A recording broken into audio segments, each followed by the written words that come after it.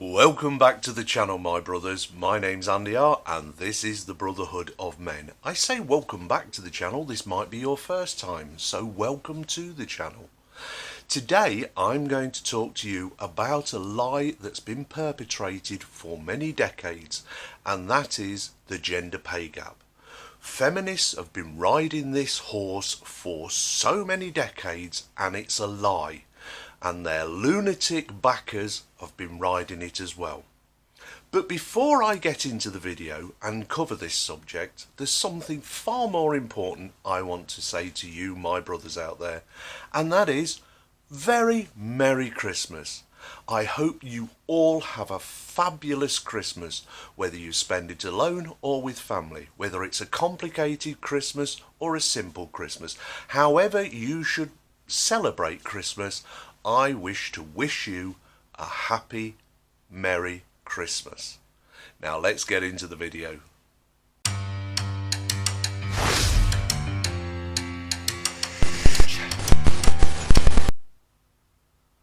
So, a lie that has been perpetrated by feminists for decades, and a lie that has been backed up by their lunatic backers, has been going on for so long and been said so many times that most women nowadays do believe that they are paid less than a man for the same work.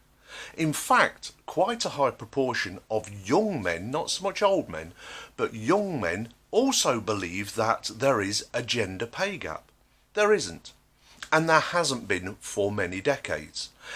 It's something feminists had to jump on and ride it to death. It was something that they used to browbeat men. Now, how can I say with any confidence that there is no gender pay gap? Very simple. It's factually correct to say that there is no gender pay gap. You see, since the 1970s, the early 1970s, there was a little piece of legislation that was passed that was called the Equalities Act. Now, all Western governments, all Western countries have some form of this Equalities Act, and it pretty much says the same thing. You cannot discriminate against a man, woman, someone because of their ethnicity, their sexual orientation, their disability. You can't pay them less than you pay everybody else.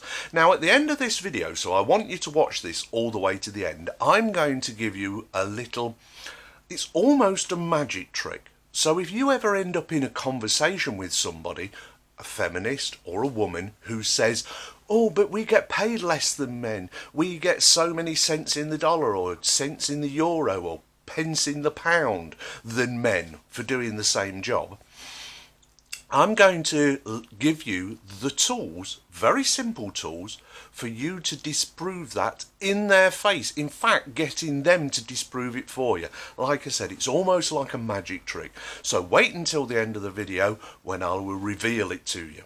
Okay, so let's go back to this alleged gender pay gap. There is no such thing. It is an out-and-out lie, but you've heard it so many times in the news, in print media, online media, you've heard it in talk shows, etc. Always going on, banging on about the same thing. Women are paid less than men.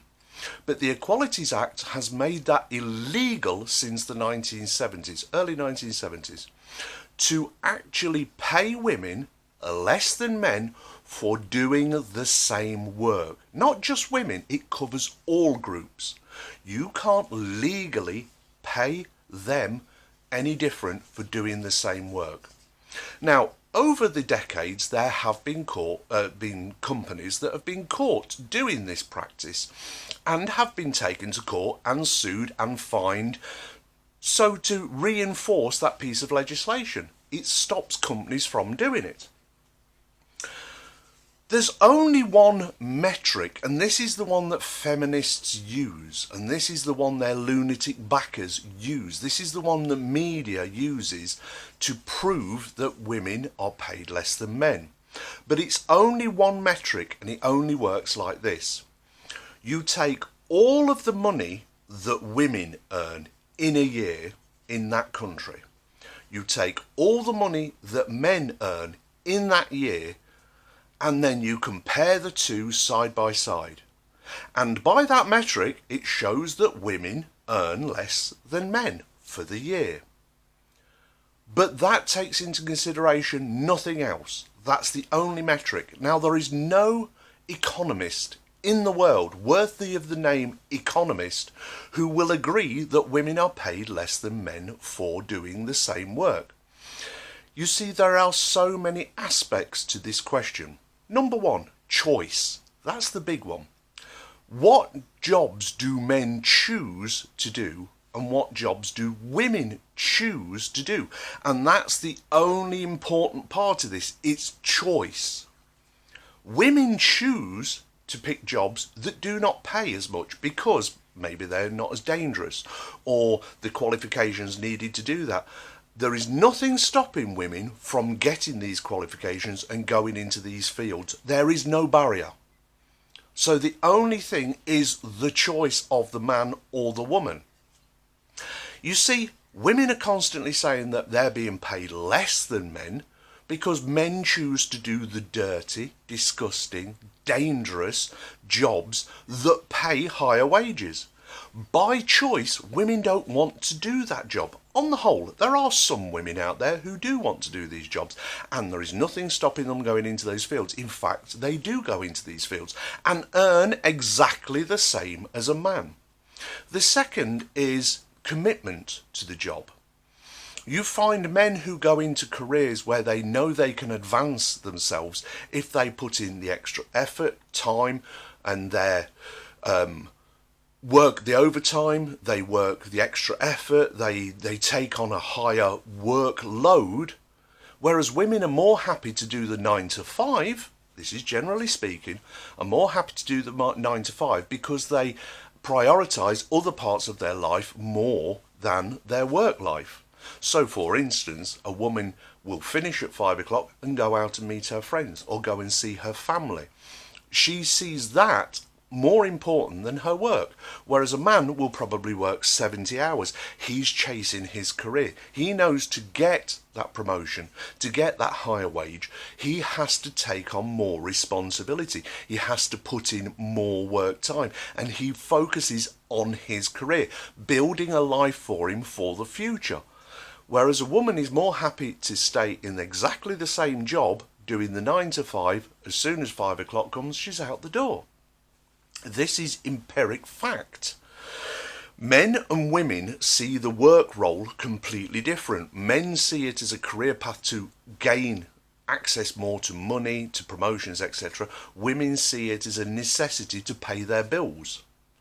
And therefore, men do more work and also end up with more money, because if you're paid hourly and you work 70 hours a week, you can't expect to not earn more money than a woman who works 40 hours a week for the same hourly rate. And that's the important part, the hourly rate. Now, there are certain roles that women are paid less than men, and that is because men are less agreeable than women. In other words, they're more likely to go to their boss and say, I think I've earned a pay rise. And when the boss says, well, actually, there's not money in the budget right now to give you any more money, but we'll have a look at it in another 6 months, 12 months. And the man says, no, that's not good enough. And here's the reason why. This is all the more responsibilities I've taken on in this role. Here's all the more work I've taken on in this role. If you're not going to financially reward me for all the extra work I've been doing and all the extra hours I've been doing, then quite frankly, my efforts and my sweat equity is going to be appreciated at another company. You see, if I stop doing all that extra work, you're going to have to employ a whole nother person with a whole new salary for that person to pick up the slack that I'm no longer prepared to do because it's not in my work contract. So, rather than you having to go to the whole expense of employing another person, which would cost far more than if you just gave me a pay rise and I carry on doing it, they're the kind of arguments that a man will use. A woman will go in because women are more agreeable. 60% of women have never actually asked for a pay rise. That was on a survey that was done quite some years ago now, 5 years ago, 6 or 7 years ago, that showed that the analytics of it, that women saying, oh, I've never asked for a pay rise. They automatically assume to get the standard pay rise that most companies have each year, a percentage. But to actually go in and negotiate a new pay for the work they're doing, although they might have taken on new responsibilities, might have taken on a higher workload, 60% have never even gone into their boss and said, I demand a pay rise. I'm doing all this extra work. You should pay me more. So not even to expect to be paid more when you've not even taken the effort to go in and ask for it. 60% of women never ask for a pay rise. Whereas men, being less agreeable, are more likely to, one, approach their boss, their employer, and say, I think I deserve a pay rise and these are the reasons why, and are less likely to take the knockback of a no. Here's another point. Women, when they hear, well, there's nothing in the budget right now and we'll have to have a look at it in 12 months, are more accepting of that because they're more agreeable. Oh yeah, I can see what you mean. Oh, well, we'll look at it again in another 12 months and carry on working for the same pay. So a man then ends up earning more because he fought for it. Just like a man on an hourly wage is earning more if he works more hours. Women and men are not paid differently. They are paid the same.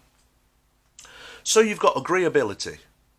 Women are more agreeable than men. That's why you tend to see women go into career fields where agreeability is an asset to them. Patient care.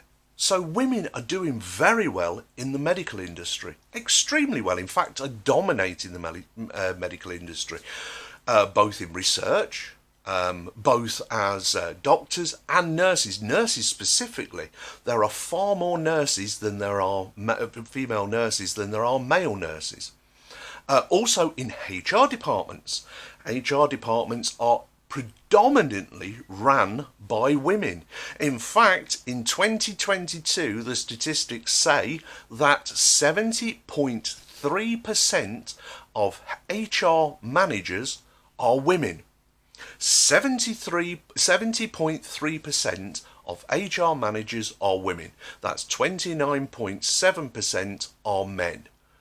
So predominantly women run, and that's just the managers, of course. Let's not forget, there's probably a whole office there, which are more than likely going to be all women.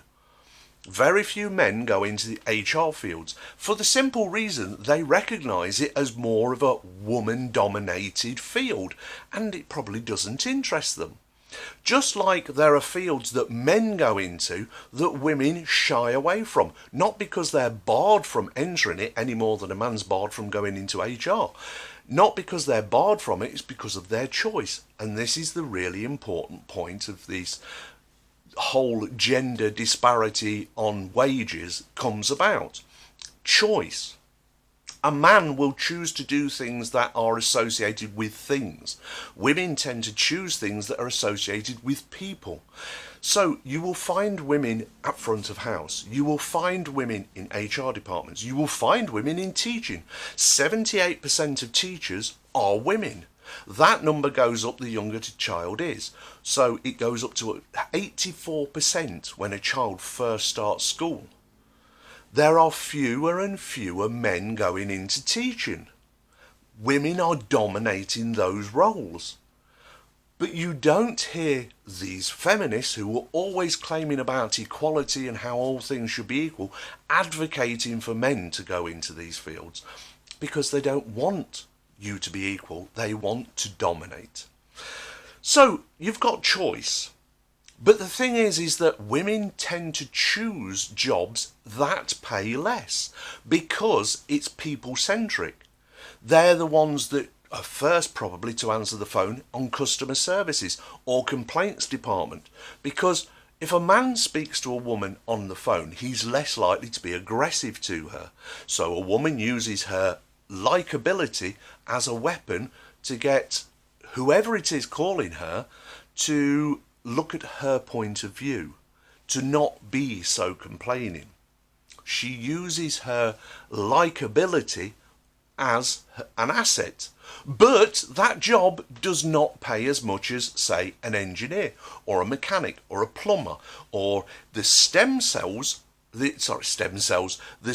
industries, science, technology, engineering and maths, are predominantly fields that men go into. They are to do with things, not so much people. So a man is quite happy to sit on his own coding if he's in technology. Nobody around him, he's as happy as Larry coding, writing for a program. He's not interacting with men and women. He's just interacting with the computer, a thing. He's wrestling his intellect with the computer to get it to do what he wants. Men go into fields that are more isolating, but at the same time are higher paid. These are choices. In fact, if you go to the most egalitarian societies in the world, the Scandinavian countries for instance, where they've taken away any legal barriers and also introduced laws to make it so equal between men and women, you find those separations of choice to be the greatest. There you will see that engineers make up 80% of men's choice. Men become 80% of the engineers. Women become the majority nurses, teachers, HR departments, etc. All that they had stopping them from making a choice was their own choice.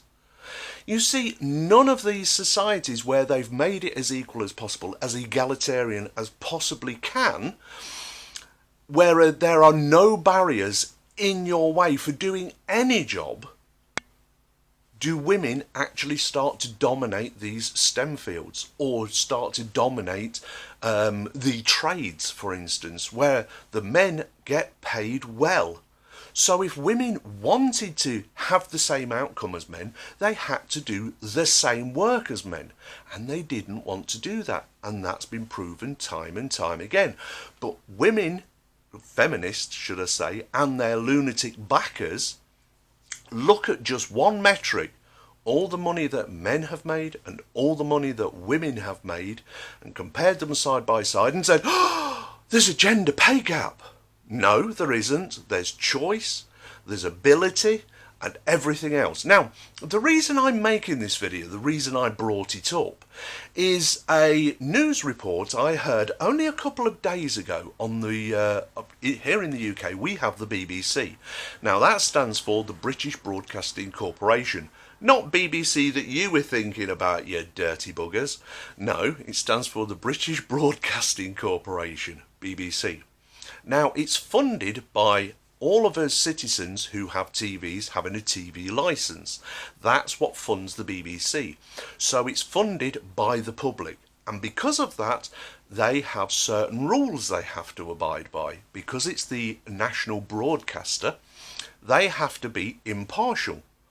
Although they've been proved time and time again not to be impartial, because so much of it is run by the lunatic who support feminists and feminists themselves, that they are constantly bringing this kind of nonsense up and trying to make out that it exists.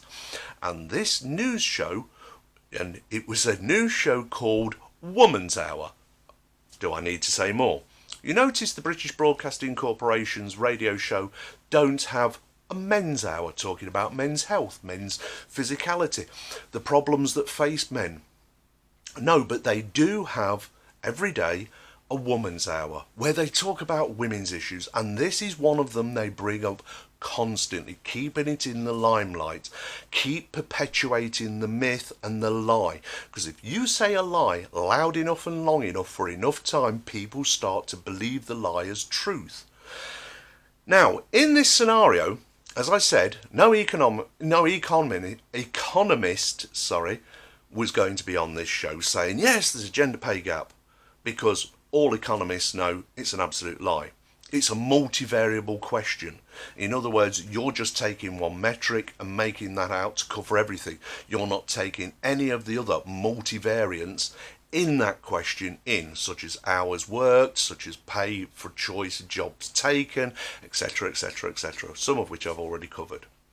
So in this radio show, I want you to listen to this because I actually shouted at the radio. I was driving my car at the time whilst listening to it. Because it was, well, no way could you ever say that the premise that they came up with it was ever going to be classed as scientific empiric evidence. So this was how they came to their conclusion that yes, there is a gender pay gap problem. No. For a start, this is how they did it.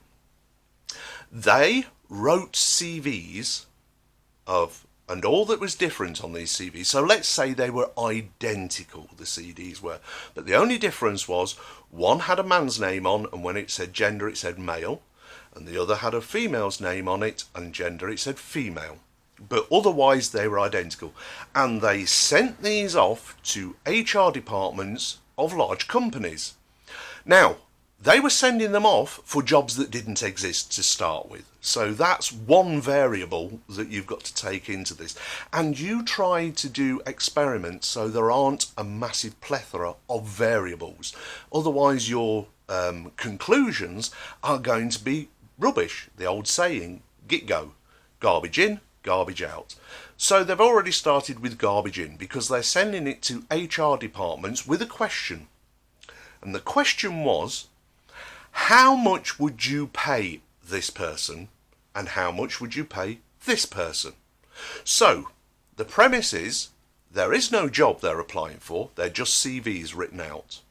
One's got a man's name on, one's got a woman's name. They are then presented to HR departments which are predominantly run by women, and ask them, how much would you pay this man, for instance, on his CV, just by the information on his CV, and how much would you pay this woman, just by the information on their CV? Now, any HR department worth the name HR, because they're very keen about the law and making sure everyone gets paid the same, would say, oh, I'd pay them the same. I would offer them X amount a year, both. But that's not what the results showed. The results showed that men were getting offered more money than the women's CVs. But there was no job. So this whole experiment was a pie in the sky kind of rubbish. And it was women who were saying they would pay men more than women. So actually it was the women who were saying they valued men's input more.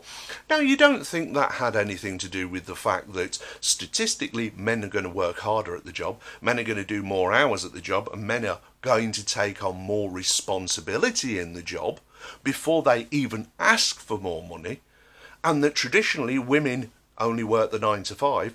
Traditionally, women are more focused on their personal life than their work life. Women know this. The women in the HR departments know this. So that's how they came to the conclusion that, well, we'd offer him more money than her. But the point is that at no point was there a job on offer, so it was a complete fallacy, and they used this result, if you want to call it a result, they used this result to justify the whole program that was women get paid less more than men. Women get paid less than men. Well, for a start, there was no job to point to say, look, this man's getting paid more than this woman.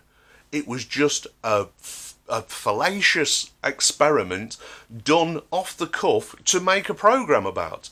You didn't actually say in any of it that there was a job. You didn't say that anybody broke the law. But you see, the BBC has form. You see, the BBC a few years ago, they made a big song and dance about, we believe wholeheartedly in the lie that women are paid less than men for doing the same job. We believe it so much we're doing an internal investigation on our own workforce to show that women are getting paid less than men. Big splash, headline news on TV, headline news in the newspapers, online, how the BBC were going to do this investigation because they were not going to be, being the British Broadcasting Corporation, they were never going to be seen to do what other corporations and other companies was doing, and that's paying men more than women for the same role. The results came out of that investigation, and funnily enough, there was not the big splash like there was at the beginning of the investigation. There was not the headline news like there was at the beginning of the investigation. In fact, the BBC tried to bury the results. But you see, when you're funded by the public, you're open to freedom of information requests. And some bright man said, when the BBC doing this investigation, I wonder what the results are. Sure, they've got them by now. And he put a freedom of information request into the BBC to ask for the results. And he got them. And you know what the results said? Yeah, no surprise, it turned out they were actually paying men less than women. Because they believed that women were getting paid less than men, they overcompensated without any evidence and started paying women more than men for the same job, breaking the very law that they were saying, oh, it's against the law for us to pay women less, but they paid men less. They quickly scrambled around, paid men their back pay and brought their wages up to the same level as the women, but tried to just do it quietly so nobody noticed. Now, as soon as it broke, everybody was laughing at the BBC, saying, told you, men and women are not getting paid the same. But in your corporation, you were actually paying men less than women because you believed a lie. Let's have a look at another example of exactly the same thing. Google did the same thing.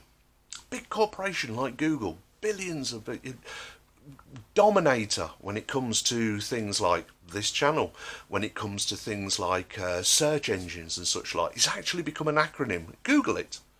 You see, they did the same thing. They believed the lie feminists have been spouting for decades, that men and women were getting paid less. Women were getting paid less than men for the same job. So they did an internal investigation, and the results were the same as the BBC. It turned out they were actually paying men less than women for the same job. Again, against the law. And again, they did the same thing. They scrambled around like crazy, making sure men got the back pay and brought their wages up to the same as women, but at the same time hoping nobody had noticed. And of course, people noticed. It was on the internet, but they've done everything in their power to suppress that piece of information because they wanted to perpetuate the lie of feminists that men are paid more than women. They're not. It's against the law, has been for over 50 years, and there is no evidence except for that one metric, which is a multivariable question to start with multivariable answers, and any economist worth his salt looks at the question, looks at the answer and goes, well, how is that? And choice, hours worked, etc. In fact, in the Australian Parliament, there was one of these female activist groups addressing their Senate, saying that, oh, women are paid so many pence in the, or whatever it is in Australian dollars, I believe, was so many cents in the dollar compared to men. And they went through all of this report, etc. And the senator just sat there, one of them, a man, and he said, yeah, I've heard everything you've said, but how many hours did the women work? And how many hours did the men work? And that was the big Achilles heel in this woman's whole argument, because she'd put all of this data together to back up her argument. But if you're going to present something to your Senate, hopefully they're going to pick up on the things you didn't say to show whether you're telling the truth or not.